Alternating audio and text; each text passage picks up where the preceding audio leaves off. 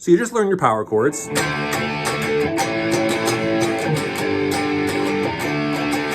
But it's becoming really obnoxious just to focus on plucking those two strings with your right hand or with your strumming hand.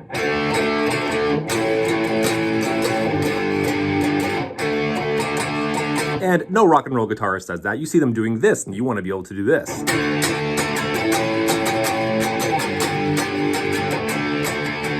So how do you do it? Well, the trick is left hand muting. This is the technique that's useful in a lot of contexts, but it's especially useful here where you just have a 2-note chord and usually you have a pile of distortion on, and distortion has a way of amplifying all the excessive strings, all the extraneous strings that you don't want to be ringing out in the first place. So again, left hand muting. Let's start with a low E bass power chord, or low E string bass power chord right here. Here, the trick is just to lay your first finger across the other strings, not to fret them, not to press down hard enough to get actual notes. You don't want this. At least you don't want that here. You want this. You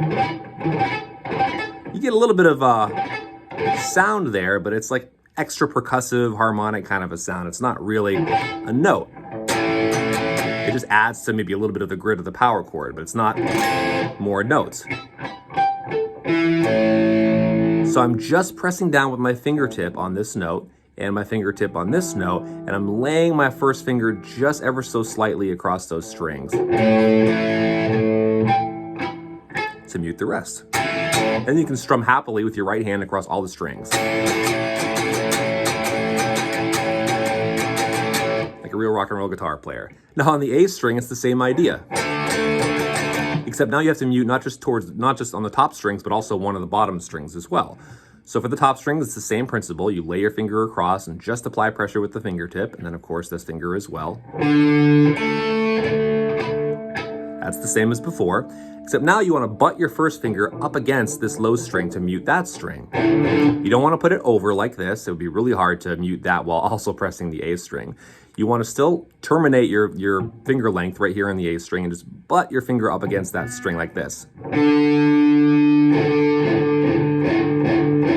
Check out the difference.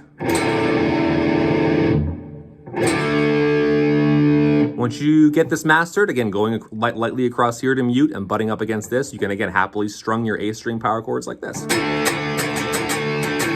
across all 6 strings. Give it a try.